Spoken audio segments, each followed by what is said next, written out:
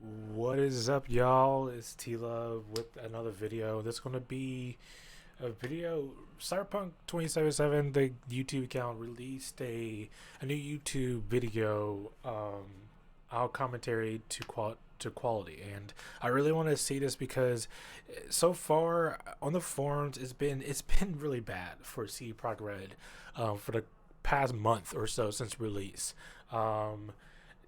People, whether it's from people wanting refunds, you have the two big name companies that decide to take their game off of their online store. You have GameStop and other game places where have the game available, but they give you a warning saying, "Hey, if you're running on an older console, you might as well get your refund back." To even just to Reddit and forums of just all the bugs and everything, it's just been bad publicity upon bad publicity, and I just wanted to see something kind of, I guess you say, genuine from them. So they came out with this video, and this is just going to be a quick little, I guess you want to say, a reactionary of what they have to say. So let's see what CD Projekt Red has to say about Cyberpunk 2077. Let's go. Hey everyone, my name is Marcin Iwiński and I'm the co-founder of CD Projekt. When I started CD Projekt 25 years ago, one of its founding principles was honest and direct communication with gamers. When CD Projekt Red, the game development part of CD Projekt, was born, it added something important to that principle, the ambition to make the best games in the world. It became our mission and something that guided us up until now. See, here's the key thing. A lot of people are gonna miss this one. They said guided up until now. That means they even see that they done messed up on the whole release of this whole game. So I just want to remember, just they're calling out now. So Based on that legacy of genuine and honest communication, you've trusted us and pre-ordered our game. yep, And despite good reviews on PC, the console version of Cyberpunk 2077 did not meet the quality standard we wanted it to meet. true. I and the entire leadership team are deeply sorry for this, and this video is me publicly owning up to that. Please don't fault any of our teams for what happened. They all are incredibly talented and hardworking. Myself and the board are the final decision makers, and it was our call to release the game.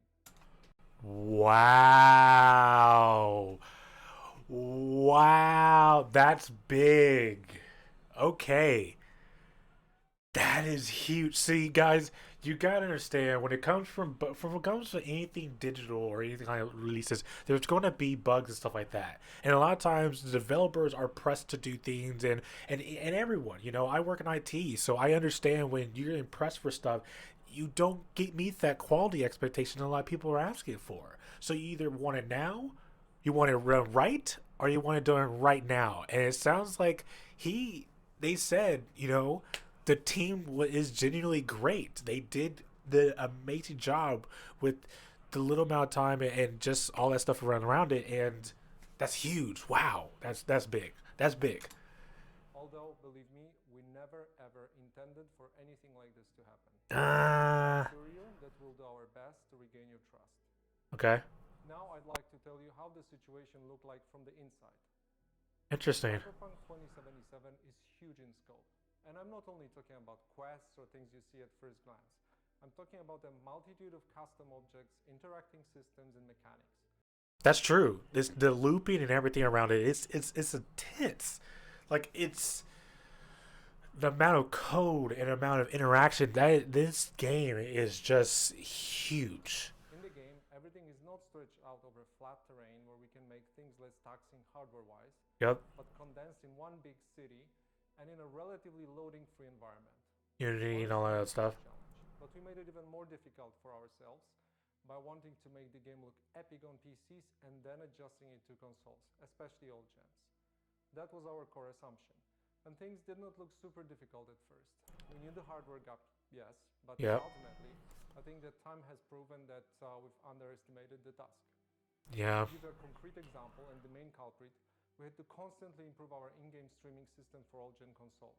Yeah. Streaming is responsible for feeding the engine with what you see on screen, as well as the game mechanics. And So right there, that it means that it's streaming the data down from different core pieces. So it's like essentially the game itself is running its own kind of several different Hive applications, and that engine is multiple different scripts doing multiple different tasks upon calling upon multiple different files and or outputting several different files and editing several different files to actually running and using script. So honestly, the game itself is huge in itself when you look at an application and you break it out. It's I can get It that. is so packed, and the disk bandwidth of Ulgens is what it is. It's constantly Old, growing. yeah. Every change and improvement needed to be tested, and as it turned out, our testing did not show a big part of the issues you experienced while playing the game. But here's my question. You kind of should have already knew this before you released it, right? Like that's my issue at all. Like that's cool you're owning up to it, but you even said it right here that even with your testing with everything and knowing that you're gonna have to do some weird compression and miss some stuff and get some stuff out to these older gen consoles, didn't you see that it was unplayable? As we got closer to the final release, we saw significant improvements each and every day, and we really believed we would deliver in the final Day Zero update. Now let's talk about the review process. We started sending our PC review keys in the first days of December. Okay. On launch day, December 10th, we hit the ground running with a really good start on PC. While not perfect, it's a version of Cyberpunk we are very proud of. At the same time, we're fighting for quality on all-gen consoles till the very last moment. And every extra day of us working on the Day Zero update brought visible improvement. This is why we started sending console review keys on the 8th of December, which was later than we originally planned.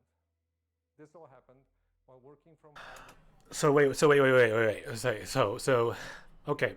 Here's my problem with this. So they said, okay, they knew they were already getting close to that deadline. Yes, they were seeing the improvement, but the question was, did they see the improvements or the quality that they could say if they need to release in 2 weeks, 2 to 3 weeks, they would hit that deadline? No, and they even said they were missing the deadline for the review. They should have just pushed back the console release at that point. And the problem with that is, I think they were saying, okay, if we push back the release, then essentially we're going to lose out on all the money because people are going to run, say, no, I'm going to just get my money back because I'm not going to get it for the new next gen console. That seems, I hope that's not what it is. But here we're going to talk about Corona, so let's go ahead. With all the challenges resulting from the COVID-related Like restrictions, everyone a lot else. of the dynamics we normally take for granted got lost over video calls or email, Yep. and we took that hit too. Now I'd like to tell you about our plans for the future. Okay, so those are all is great excuses and great examples of what they did, but they didn't call the fact that they saw an unfinished good working product on the console releases. Yes, you were making these great improvements, but dude, the console is unplayable. So why would you release it to the older gen consoles? You should have instantly said, hey, at this point in time, we don't meet the required criteria. We're going to be issuing refunds right at the bat so you don't have to play an unplayable game and get pissed off and never come back for it. Like, I just don't understand. Say, let's release it to these old gen consoles. Yes, it's not going to be unplayable, but guess where? We're going to give you a free upgrade. No, dude. If it's unplayable, they're going to get a R-rated dissatisfaction for a product. Why would they go around and turn out and buy it for an upgraded product later down the line? Yes, they might get it improved, but you already screwed them over saying, hey, we want your money. That's the problem here. Okay. And present a path for Cyberpunk 2077 on consoles and PC. We have already released 3 hotfixes improving the game, but that's just the beginning. Yeah. Our ultimate goal is to fix the bugs and crashes gamers are experiencing across platforms. Please expect bigger and smaller patches on a regular basis. The first update will be dropping within 10 days, Okay, and so the it will be 23rd. followed by another, more significant one in the following weeks. Okay. We will, of course, continue to work on the game in future updates and improvements beyond that. Our big plans for supporting Cyberpunk in the long term did not change. As for the free DLCs, our initial plan was to deliver them just after the release, much like we did with The Witcher 3. We decided to focus on the most important fixes and updates first, and we'll be releasing the DLCs afterwards. Okay. Expect more information in the upcoming months. For those of you playing on next-gen consoles in back compatibility, you can still expect the free next-gen update for Xbox Series consoles and PlayStation 5 arriving in 2021. We are aiming at the second half of the year. I'd like to end this video by assuring you that we treat this entire situation very seriously and are working hard to make it right. The guiding principles of our company are still core to what we do. We still want to make amazing games and have an open communication with you, our players.